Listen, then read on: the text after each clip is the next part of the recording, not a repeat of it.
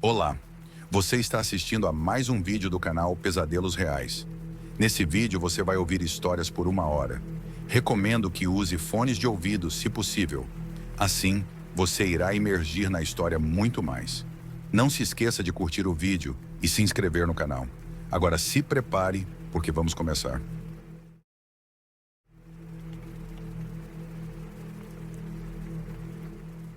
Gostaria que meu relato fosse publicado de forma anônima.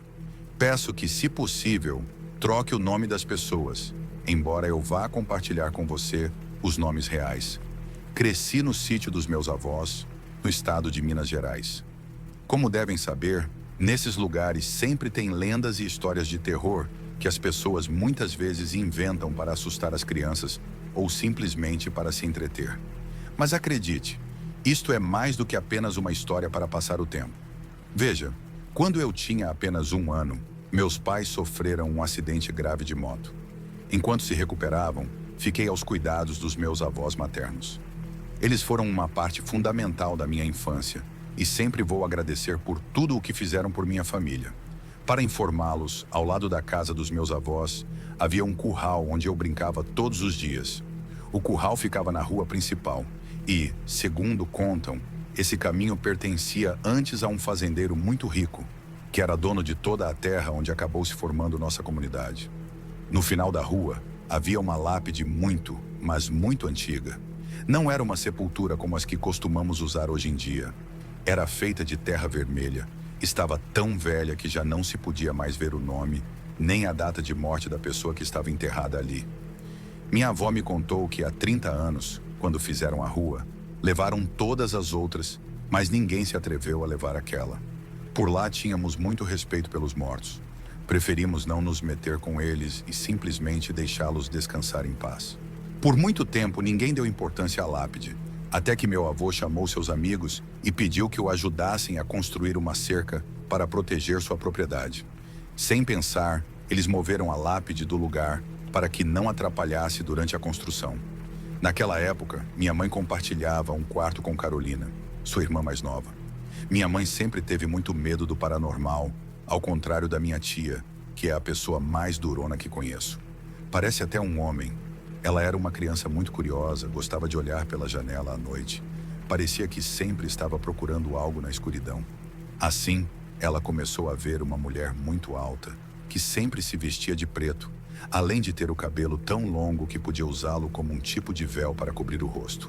À noite, essa mulher entrava na casa, atravessava a cozinha e ia direto para o último quarto, que estava vazio. Esse quarto tinha pertencido ao meu tio antes dele ir trabalhar no Paraná.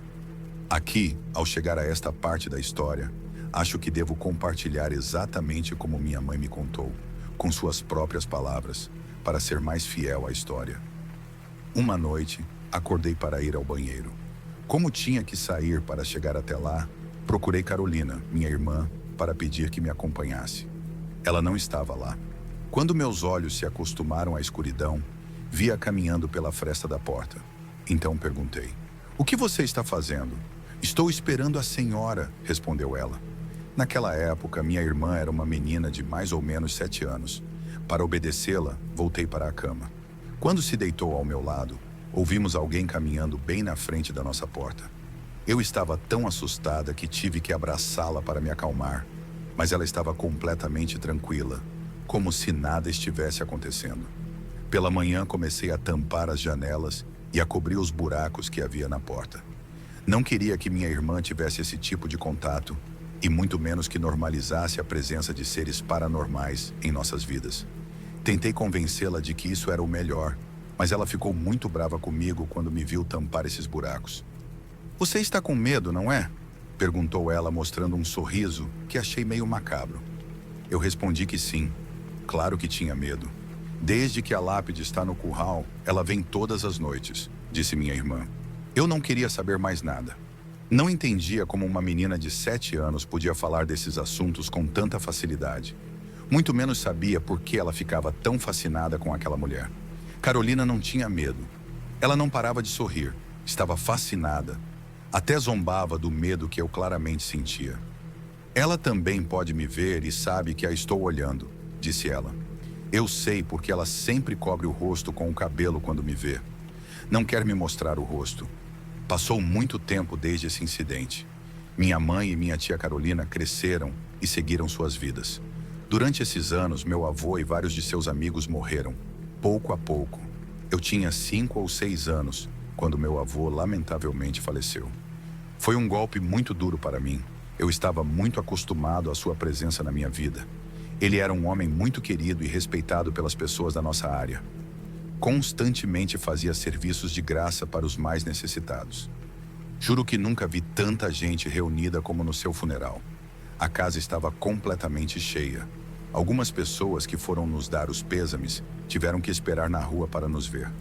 Também me doeu muito saber da morte de seus amigos, que eram homens bons e honrados e com quem eu também cresci.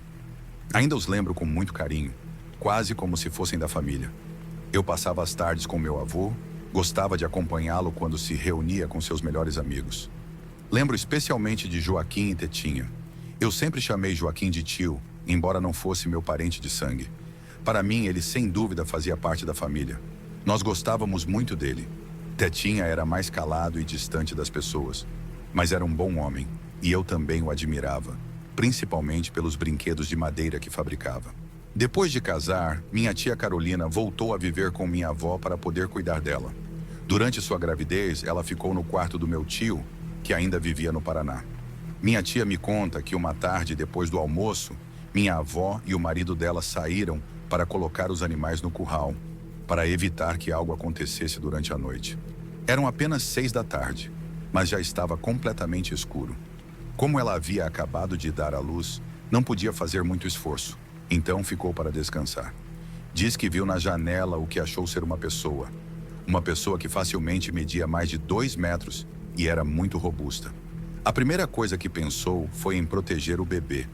Naquele momento, minha tia esqueceu que tinha que repousar e correu para buscá-lo. Do outro lado da porta, ouvia-se a respiração pesada dessa pessoa, desse ser que estava lá fora. Havia algo selvagem, algo animal nos ruídos que fazia. Sua respiração era semelhante ao som que fazem os cavalos quando se agitam.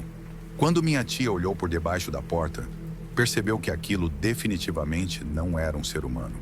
Tinha pés deformados, além de serem do tamanho da pata de um boi ou de um cavalo. Parecia que essa besta, e só se pode descrevê-la assim, estava se alimentando do seu medo. Minha tia começou a gritar para minha avó com todas as suas forças. Implorou que voltasse, que não a deixasse sozinha com seu bebê. Naquele momento já não se podia ouvir nada além dos sons que o animal fazia. O quarto se encheu com o rugido desse demônio. Alguns segundos depois, ouviu-se ao longe a voz da minha avó. Ela estava voltando com o marido da minha tia, e ambos pareciam muito tranquilos. De repente, essa coisa se afastou para retornar ao lugar de onde parecia ter saído. O marido da minha tia percebeu imediatamente que algo não estava certo. Ela, muito assustada, perguntou se não tinham visto a besta. Eles se esforçaram para entendê-la, para fazer algum sentido das aparentes loucuras que ela dizia, mas não conseguiram. Não entendiam sobre o que ela estava falando. Nesse momento, minha tia começou a chorar e minha família acreditou nela, pois sempre tivemos uma sensibilidade para o paranormal, especialmente minha tia. Minha avó, que é uma mulher muito religiosa e católica, disse que aquele demônio provavelmente estava atrás do bebê, que na época não estava batizado. Segundo minha avó, esses seres sempre procuram almas fáceis, como as crianças não batizadas. Depois que batizaram meu primo, tudo se acalmou por um tempo. Claro, na casa continuavam havendo manifestações e percebia-se a presença de espíritos. Às vezes ouvíamos ruídos e algumas vozes, mas nada tão grave quanto o que aconteceu com minha tia naquela noite. Uma noite com outras pessoas. Enquanto todos jogavam truco sobre as pedras e os escombros, Tetinha se sentou sobre a lápide de terra vermelha. Como estava perdendo, meu avô e meu tio Joaquim começaram a provocá-lo, zombando dele até que esgotaram sua paciência. Só me restam esses mortos para me dar sorte, disse Tetinha, sem saber realmente o que estava pedindo. Ele também começou a dizer alguns palavrões e, me parece, até insultou as pessoas que estavam enterradas ali próximo.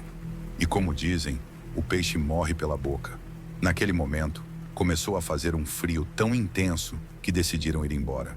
A partir daqui, quero relatar da perspectiva de Tetinha, tal como foi me contado.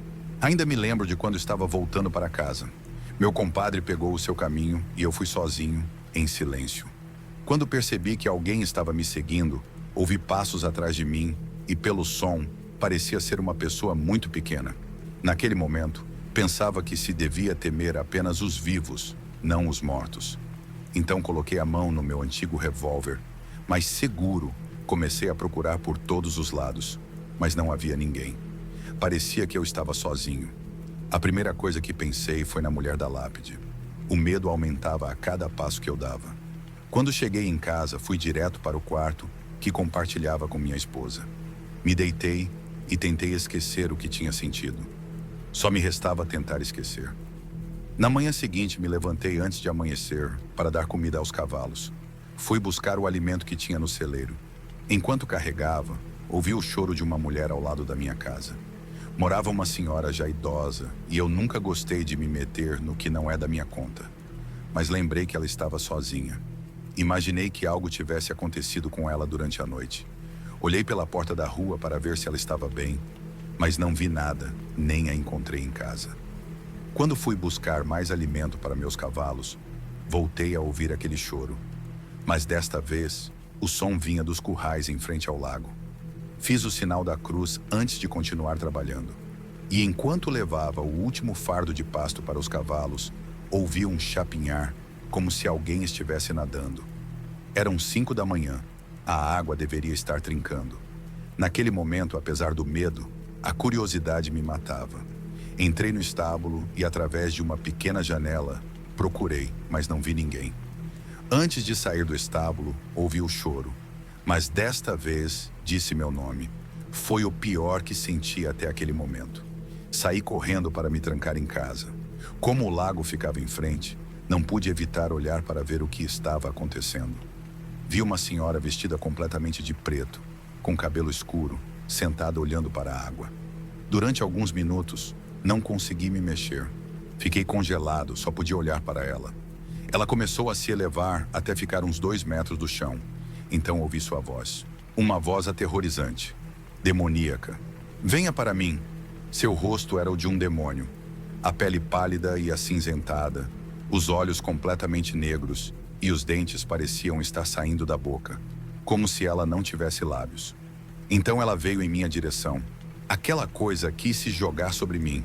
Foi tão rápido que mal tive tempo de me mover.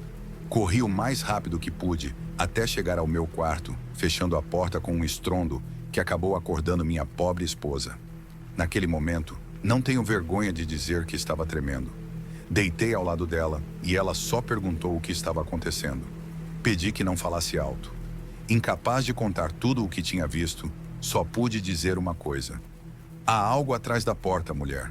O que está lá é o diabo. Quando disse essa última palavra, começamos a ouvir algo como cigarras arranhando a madeira da porta. Minha esposa também ouviu o som daquela coisa, o que pelo menos me mostrou que eu não estava ficando louco. Durante 1 ou 2 minutos, ouvimos risos. O que estava lá fora ria de nós, até que decidiu ir embora. Não quisemos arriscar e ficamos trancados por horas. Só saímos do quarto depois das 9 da manhã. No mesmo dia, fui procurar o padre na cidade.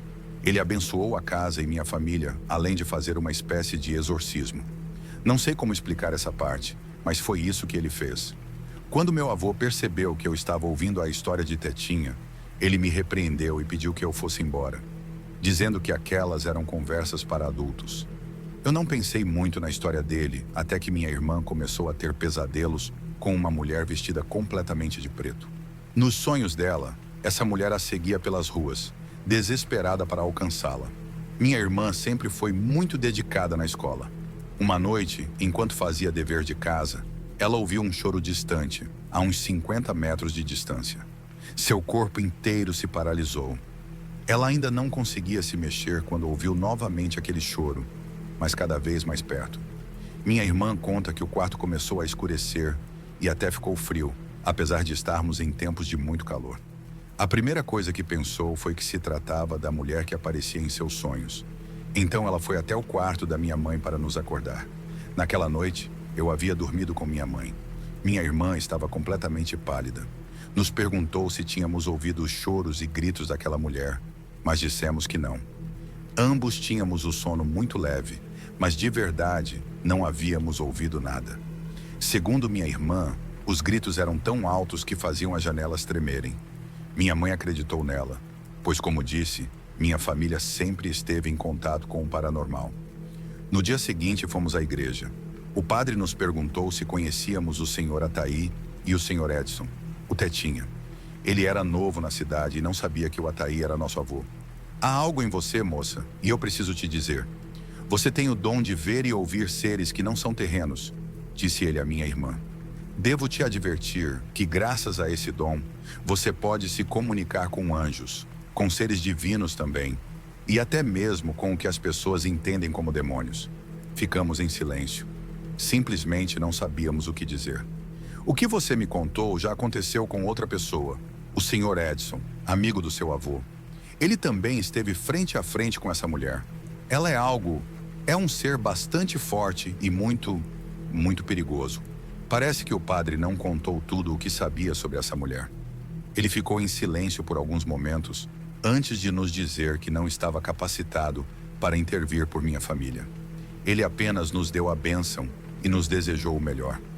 Pode-se dizer que a casa ficou em paz por alguns dias, mas aquilo que nos perseguia se tornou mais forte. Sua presença ficava cada vez mais próxima. Eu comecei a acordar no meio da madrugada. Assim que abria os olhos, via um homem parado perto da minha cama, a poucos centímetros de mim. Ele sempre usava um chapéu, como os homens que trabalham no campo. Também via uma menina pequena. Minha irmã voltou a ter pesadelos com a mulher de preto. Uma noite, minha irmã ficou lendo até muito tarde. Eram quase meia-noite. Ela se levantou para tomar um pouco de ar. A casa dos meus pais fica quase próxima ao lago. Assim que abriu as cortinas, senti um medo tão forte que a paralisou. Naquele momento, pude ver a senhora que aparecia em seus sonhos. Assim como o Tetinha, minha irmã testemunhou o corpo da mulher se elevar lentamente. Quanto mais ela se elevava, mais próximo ficava o som de sua risada. A mulher começou a balbuciar coisas estranhas que estavam em uma língua desconhecida. Minha irmã conseguiu entender apenas uma frase. Vou levar um. Ela correu para o meu quarto para se certificar de que eu estava bem. Assim que a vi, soube que algo ruim havia acontecido com ela. Minha mãe já não sabia mais o que fazer. Ela não tinha ideia de como nos proteger de tantas aparições. Além disso, o padre disse que não podia fazer mais nada por nós. Um par de dias depois, fui acordado pela voz de uma mulher chamando meu nome. A princípio, pensei que era minha mãe me apressando porque estava atrasado para essa escola. Levantei e vi que ainda estava escuro. Olhei o relógio e eram 3 da manhã. Naquele momento, pensei que tudo havia sido um sonho. Então voltei para a cama e tentei dormir novamente, mas não consegui. Voltei a ouvir alguém gritando meu nome, mas desta vez o som vinha de dentro do meu quarto. Sentei-me na beira da cama e acendi a luz para procurar. Não pude vê-la. Não a vi. Graças a Deus não a vi. Quando voltei para a cama, ela voltou a me chamar. No total, pronunciou meu nome umas 7 vezes, e da última vez sua voz soou muito perto, como se estivesse ao meu lado. Levantei-me e fui buscar um copo d'água na cozinha. No dia seguinte, contei à minha família o que havia acontecido. Minha irmã me lembrou de tudo o que o padre havia nos dito. Perguntei se uma alma realmente poderia chamar pelo seu nome, ou se isso só poderia ser feito por anjos ou demônios. Minha mãe disse que estávamos loucos e nos proibiu de continuar falando sobre esses assuntos. Ela disse que, para nos acalmar, iríamos procurar o padre para que ele viesse abençoar a casa. Depois de fazer isso, o padre pediu para falar conosco. Ela parece querer alguma coisa, ele disse. Não sei exatamente o que, mas está aqui para buscar. Eu posso sentir. Não vai parar até conseguir. Por um tempo não soubemos mais nada sobre essa senhora. Pensamos que tudo havia acabado, mas infelizmente ela sempre volta. Minha irmã e eu acabamos nos mudando para a casa do nosso tio. Tentamos esquecer o que havia acontecido com aquela mulher.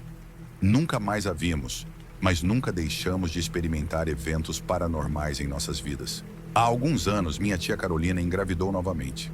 Decidiu passar a gravidez e o parto na casa da avó, para não ficar sozinha. Depois que minha tia deu à luz, minha avó veio nos visitar. Minha tia ficou no sítio cuidando do meu bisavô, que atualmente tem quase 100 anos e precisa de muitos cuidados. Naquele momento, meu primo tinha apenas 2 ou 3 meses. Ainda não havia sido batizado. Uma noite, minha tia foi acordada pelo latido dos cães. Ela tentou voltar a dormir, pensando que era normal, mas não conseguiu. Ficou acordada por um bom tempo. Logo voltou a ouvir os cães, que pareciam cada vez mais irritados. Parecia que estavam perseguindo alguém, ou algo. Algo chegou na casa. Os cães pararam de latir. Então minha tia ouviu como se um animal estivesse escalando. Suas garras arranhavam as paredes. Aquilo subiu lentamente até o telhado. Lá parecia se juntar a vozes. Vozes de mulheres que riam de forma aterrorizante. Entre as risadas, minha tia conseguiu reconhecer uma voz. Vim por ele. Minha tia sentiu o sangue gelar. Ela sabia exatamente do que aquela coisa estava falando. O bebê. Era o mesmo demônio que, anos atrás, havia tentado levar sua filha mais velha, Patrícia.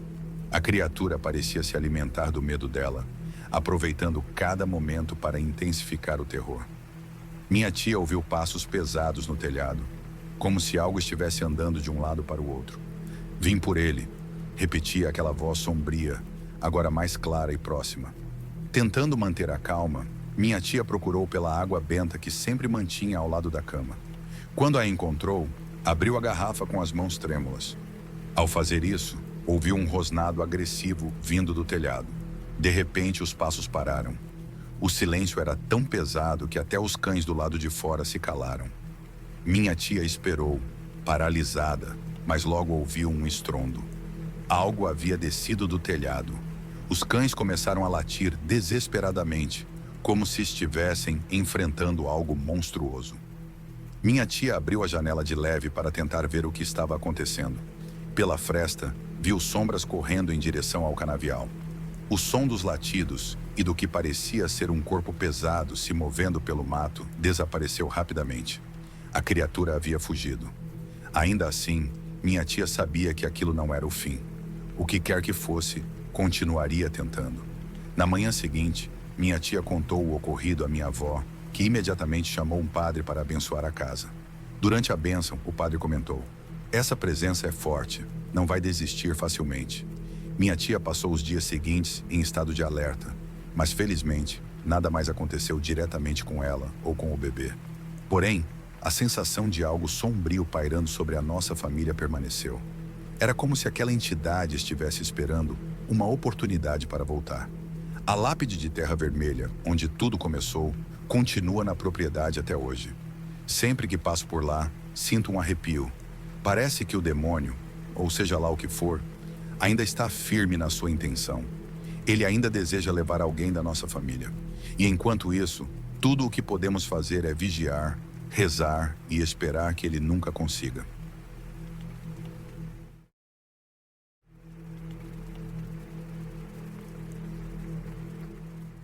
Tomar a decisão de me tornar assistente social foi, provavelmente, uma das melhores escolhas da minha vida.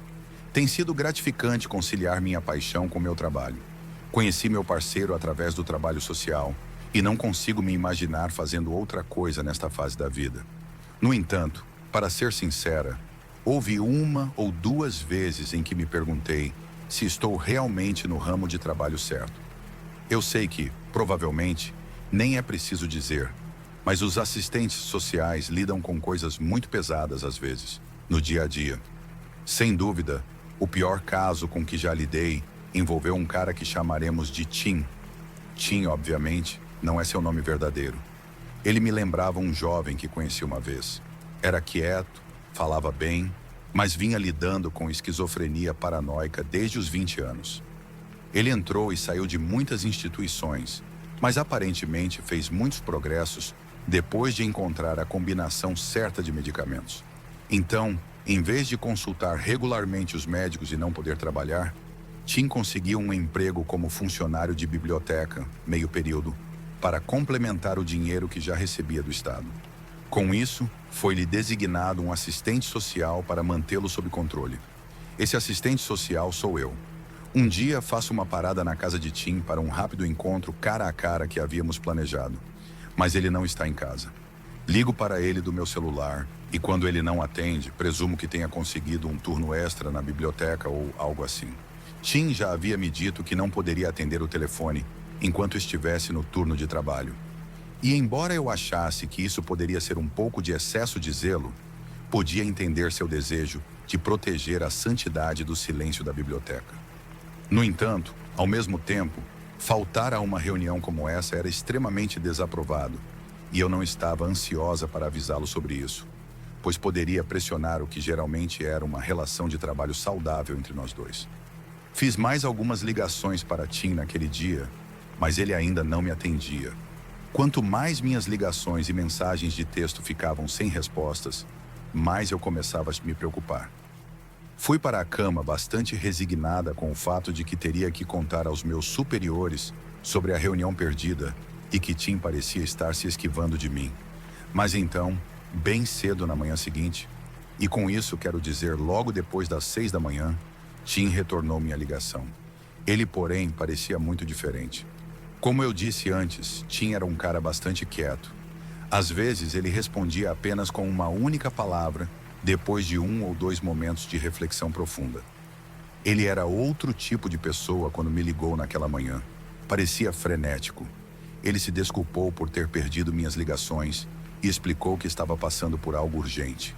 Quando perguntei se era uma questão de trabalho ou algum tipo de emergência familiar, ele disse que não.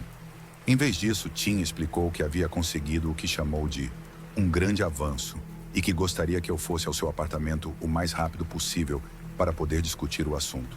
Eu disse a ele que o mais cedo que poderia chegar seria talvez às 7h30 ou 8 horas. Agradeci por ter me retornado e disse que ele havia escapado por pouco de ser notificado por um compromisso perdido. Expliquei que se isso acontecesse novamente, não teria escolha a não ser informar meus superiores. Tim parecia uma metralhadora falando, mas disse que tudo bem. O importante era que eu fosse ao apartamento dele para que ele pudesse compensar o compromisso perdido. Saí da cama e comecei minha rotina 1 hora mais cedo do que normalmente faria. Não estava exatamente de bom humor quando entrei no carro e comecei a dirigir para a cidade. Peguei um café e fui até o apartamento de Tim. Quando cheguei, pouco depois das 7h40, ele me ligou. Peguei o elevador e bati na porta dele. Ele não me deixou entrar imediatamente. Gritou frenético, perguntando quem estava lá. Parecia com medo de quem poderia estar ali. Quando contei a ele, tive a impressão de que me olhou demoradamente pelo olho mágico da porta de seu apartamento. Sua respiração parecia instável. Ele me pediu um favor. Quando abriu a porta, tive que prometer que não iria surtar. Esse pedido dele me acordou mais rápido do que qualquer quantidade de café poderia. Eu disse a ele que tentaria não surtar, mas que isso dependeria inteiramente do que eu estava prestes a enfrentar. Depois de um momento de hesitação, Tim abriu a porta. A metade superior de sua cabeça estava quase completamente coberta por bandagens e havia uma enorme mancha de sangue seco no amontoado de trapos que cobria um dos olhos. A princípio, pensei em resolver o motivo pelo qual Tim havia faltado à reunião do dia anterior. Tudo o que eu queria saber era o que havia acontecido, se ele estava bem e se precisava que eu o levasse ao hospital ou algo assim.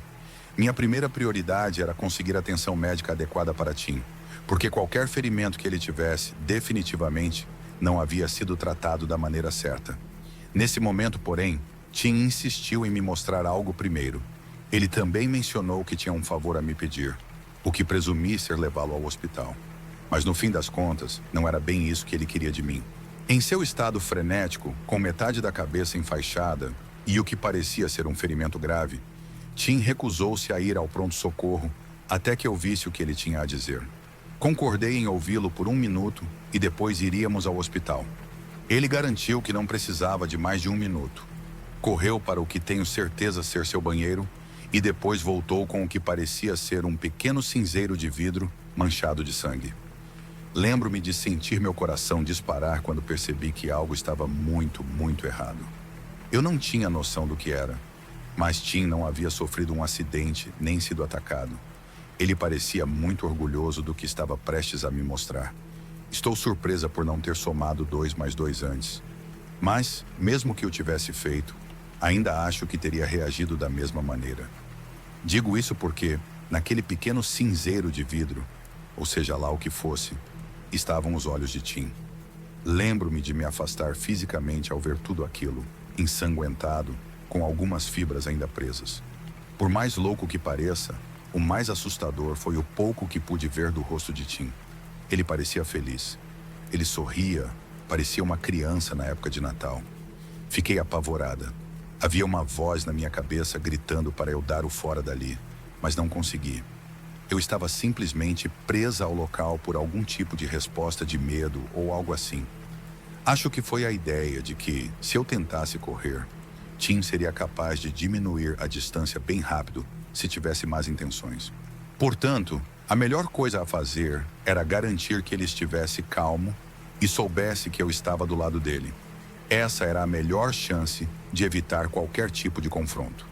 Comecei lembrando-o que ele tinha 1 minuto para explicar e que depois iríamos juntos para o hospital. Ele apenas dizia coisas sem sentido, que o encontrou repetidas vezes. Presumo que estivesse se referindo a alguém. Tim disse que alguém colocou algo em seu olho e que depois de removê-lo, o vínculo foi cortado. Logo depois, ele disse que estava bem para ir ao médico. Ele realmente queria, mas tínhamos que ir imediatamente. Nesse ponto, descobri o que estava acontecendo. Tim estava sofrendo algum tipo de episódio esquizofrênico. O que me surpreendeu foi o quão calmo e cooperativo ele estava. Então, entramos no meu carro e fomos para o hospital. Mas não antes de Tim insistir em se deitar no banco de trás, para que nenhum deles o visse partir. Não perguntei quem eles eram ou por que o estavam perseguindo. Simplesmente fiz a única coisa que pude pensar: levá-lo ao hospital.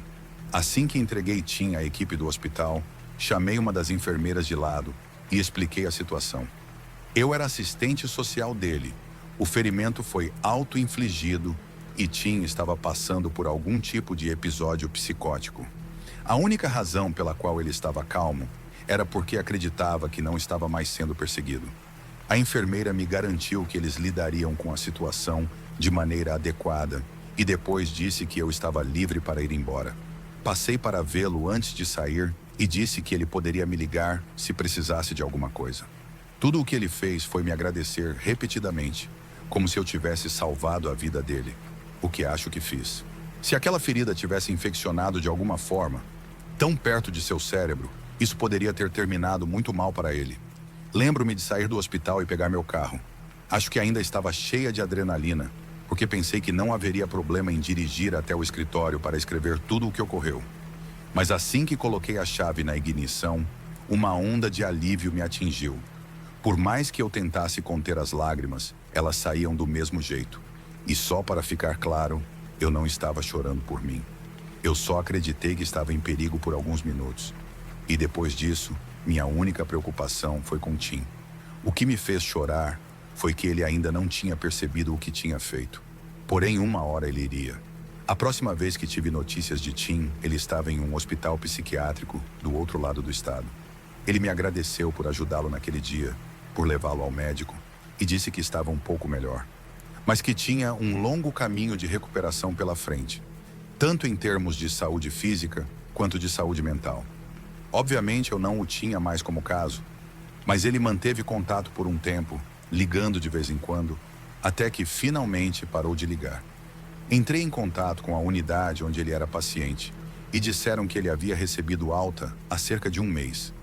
Perguntei para onde Tim poderia ter ido e eles disseram que não sabiam. Não sou capaz de localizá-lo, mas ele foi liberado incondicionalmente, o que significa que seus médicos acreditaram que ele havia progredido tanto que não precisava de nenhuma supervisão após a alta. Esta foi uma ótima notícia. Eu definitivamente fiquei feliz por ele, mas também foi uma notícia meio triste. A menos que ele tomasse a iniciativa de entrar em contato comigo, eu nunca mais teria a chance de falar com ele. Somente espero que ele esteja bem, aonde quer que esteja.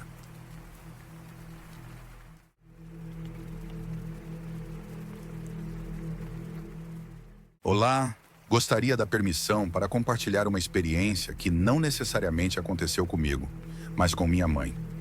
Minha família é muito religiosa. Desde que eu tinha 5 anos, sempre frequentamos a igreja. Quando eu tinha 11 anos, meus pais se tornaram presbíteros, e meu pai também se tornou líder de louvor.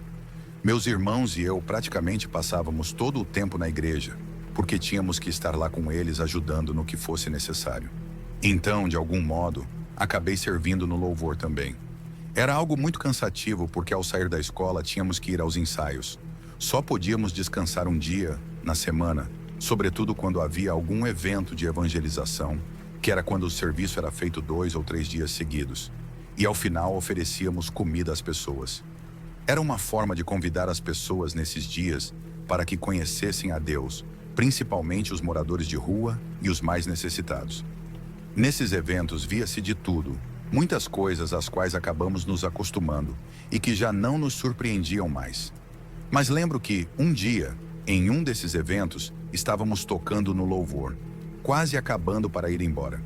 Havia muita gente, e entre eles, um senhor que levou sua esposa, uma senhora muito bonita, com cara de brava, como se estivesse com algum desgosto. Lembro-me disso porque eles estavam sentados bem na frente, em frente ao púlpito. Quando o pastor da igreja disse que, se houvesse alguém que quisesse oração, se aproximasse, o esposo da senhora o fez. Ele se levantou, caminhou até o pastor e disse algo a ele. Ficaram conversando em voz baixa por um tempo, e o pastor chamou a pastora, sua esposa, e disse para ela se aproximar. Conversaram em voz baixa por um momento, e a pastora assentiu com a cabeça. Ela se dirigiu até a senhora. O pastor virou-se e continuou orando por outras pessoas. Quando a pastora se aproximou para orar pela senhora, ela começou a gritar e se jogou no chão. A pastora continuou orando, e enquanto sua oração se tornava mais forte, a senhora começou a se contorcer no chão como uma serpente, enquanto gritava para ela se calar. Minha mãe se aproximou para ajudar, e juntas tentaram orar por ela. Eu já tinha visto uma libertação antes, mas nunca algo assim. Era impossível não olhar, porque ela se contorcia de uma maneira muito estranha. O pastor também se aproximou para orar por ela, e juntos pareciam estar conseguindo algo, porque ela parou de gritar. Mas de repente, a mulher levantou a cabeça e lembro que suas pupilas estavam muito dilatadas, quase parecendo que seus olhos eram completamente negros. Quando ela levantou o olhar, parecia estar procurando algo ou alguém. Meu pai, que estava no louvor por ser o líder, nos disse para não olharmos nos olhos dela, para fecharmos os olhos e cantarmos com força, com muita fé.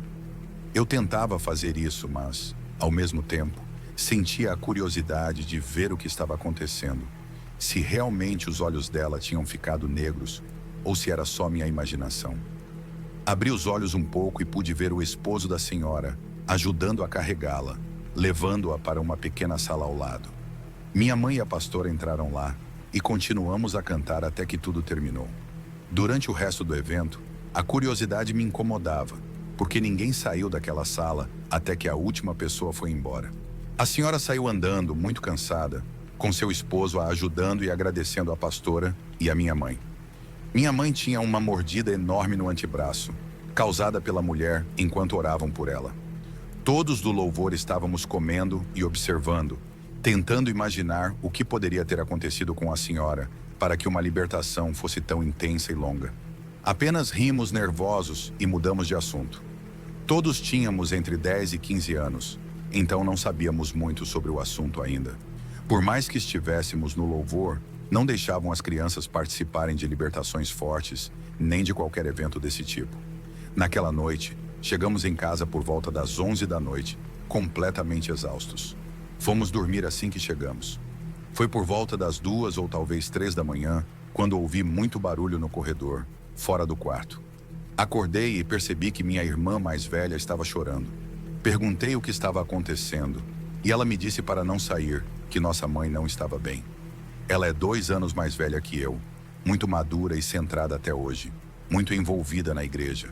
Ela sempre teve um dom, ou pelo menos é assim que chamamos na comunidade cristã. Ela percebe os espíritos ou demônios que algumas pessoas carregam, pode entrar em uma casa e sentir o que há no lugar. Quando minha irmã me disse para não sair, vi como suas mãos tremiam enquanto olhava para a porta. Ela respirou fundo e saiu. Eu me levantei da cama e me aproximei, mas não saí. Pude ouvir minha mãe vomitando e minha irmã chorando ou tentando orar. Meu pai não estava lá, porque saindo do evento foi trabalhar. Ele trabalhava em uma fábrica durante a madrugada, tinha pedido algumas horas de folga para poder estar no evento da igreja. E quando saímos, ele foi direto para o trabalho. Então, não havia mais ninguém a quem recorrer. Senti minhas mãos tremerem e não sabia o que fazer, porque minha mãe gemia cada vez mais alto e o ambiente da casa ficava cada vez mais frio, mais escuro, mais pesado. Dei um salto quando minha irmã entrou novamente no quarto. Ela me pediu o telefone da casa. Eu dei e ela saiu novamente, deixando a porta um pouco aberta. Dessa vez ouvi ela dizer para algo deixar minha mãe em paz, enquanto minha mãe apenas gemia e vomitava. Minha irmã ligou para o pastor, o que só descobri no dia seguinte, quando ela me contou. Ela perguntou se ele podia vir em casa, porque minha mãe estava muito mal. O pastor disse que não podia naquele momento, porque sua esposa também estava passando pelo mesmo que minha mãe, mas disse que poderia guiá-la na oração ao mesmo tempo que ele orava pela esposa.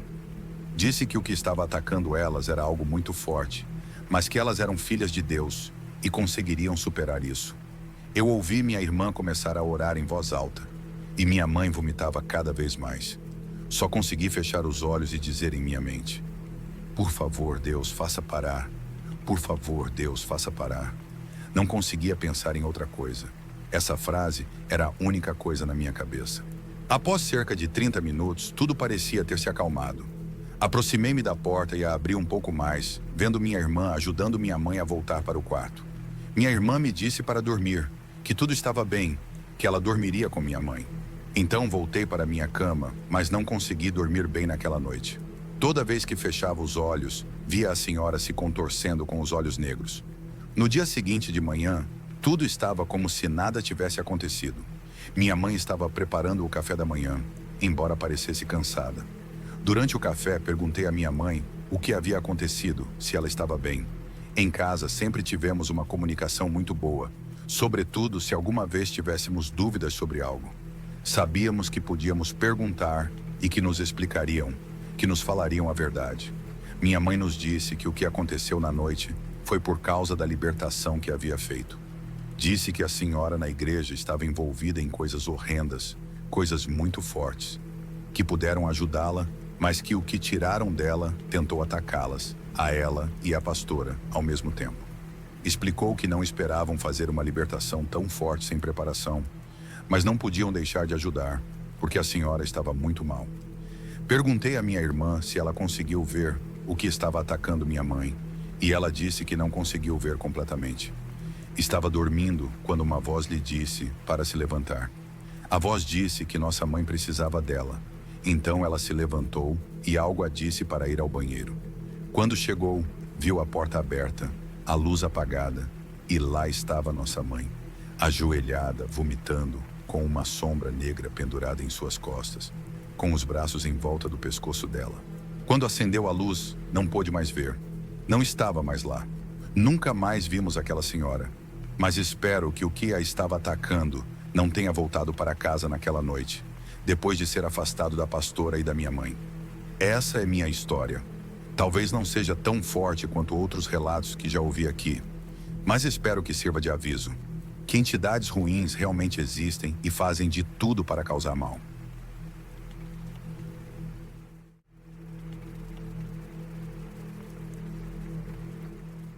Até os meus 25 anos morei em uma cidade litorânea. Meu bairro, especificamente, ficava a cerca de 15 minutos a pé da praia. Eu diria que cerca de 90% da minha personalidade estava relacionada à praia.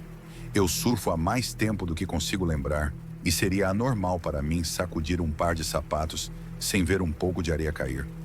Meus dois melhores amigos, vamos chamá-los de Oliver e Thomas, eram extrovertidos, sociáveis e leais para caramba. Tínhamos 17 anos e éramos obcecados por garotas. Era um sábado à noite, no final de maio, apenas algumas semanas antes do término das aulas. A essa altura, meus amigos e eu regularmente testávamos os limites de até onde podíamos ir sem nos meter em problemas. Já tínhamos nossas aceitações nas faculdades dos nossos sonhos, então não nos importávamos muito com o ensino médio. Oliver e eu tínhamos planos de nos encontrar com duas garotas do nosso colégio, com quem estávamos nos dando muito bem. O plano era pegá-las à noite e aproveitar uma noite fresca e ventosa na praia. Tínhamos cobertores e algumas garrafas de bebidas. A combinação perfeita para observar as estrelas. Não recomendo beber e dirigir de forma alguma, mas eu era apenas um garoto estúpido. Cheguei à casa da Emily logo depois das 10. Ela e Jéssica vieram dançando até o carro. Era claro que elas tinham bebido um pouco. Oliver e eu trocamos sorrisos animados. Seria uma noite divertida.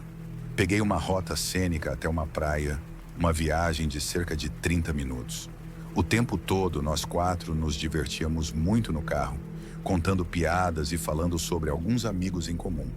Estávamos todos gostando da companhia uns dos outros. A praia específica tinha um caminho de terra pelo qual você podia dirigir. De lá, havia um caminho de areia mais estreito, que percorríamos a pé. O caminho era bastante íngreme, mas eu o escolhi porque era menos provável que encontrássemos outras pessoas em um lugar tão isolado. Além disso, essa praia ficava mais longe da calçada principal, então o céu seria mais claro para observar as estrelas. Eu pensei em tudo. Estacionei o carro no caminho de terra e nós quatro saímos. Oliver e eu carregamos os cobertores e as bebidas. Depois de algumas horas e uma garrafa vazia, Oliver e eu nos encontramos separando-nos. Ele e Jéssica caminharam pela praia, e Emily e eu caminhamos na direção oposta. Depois de estarmos separados por uma boa distância e escuridão, joguei meu cobertor no chão e adormecemos embriagados em cima dele. Antes que qualquer coisa acontecesse, Emily ficou tensa. A princípio, pensei que fosse algo que eu tinha feito. Mas então ela sussurrou algo. Você ouviu isso? Concentrei minha atenção e forcei meus ouvidos, tentando ouvir algo além do suave som das ondas quebrando. Assumi que ela estava apenas bêbada. Mas então, para minha surpresa, eu realmente ouvi algo. Soava quase como um zumbido, o som que um pequeno motor faria. O som parecia estar se movendo, mas eu não conseguia identificar de onde vinha. É nada, eu a assegurei, ansioso para retomar o que estávamos fazendo. E foi o que fizemos. Logo depois peguei minha camisa da areia e a sacudi antes de vesti-la. Nesse momento, Emily, que ainda estava deitada no cobertor, gritou. Eu me virei para olhar para ela e vi que estava apontando para algo. Olhei para cima, mas não consegui ver nada além da escuridão. Sentei-me ao lado dela para conseguir um ângulo melhor e fiquei horrorizado. Do ponto de vista dela, a lua estava perfeitamente alinhada com o que parecia ser um drone flutuando diretamente acima. Ele pairou por mais um tempo antes de disparar para o céu escuro e desaparecer de vista. Tudo fez sentido. Aquele barulho que ouvimos antes era o drone. Fiquei com raiva de mim mesmo por não ter percebido na hora. Depois, fiquei com ódio da ideia de ter sido observado o tempo todo. Olhei para Emily e pude ver que ela tinha exatamente o mesmo sentimento. Ela colocou a cabeça nas mãos e começou a chorar. A consolei da melhor maneira que pude antes de sugerir que voltássemos para o carro. Nós dois chegamos ao carro e encontramos Oliver e Jéssica lá. Expliquei rapidamente a situação.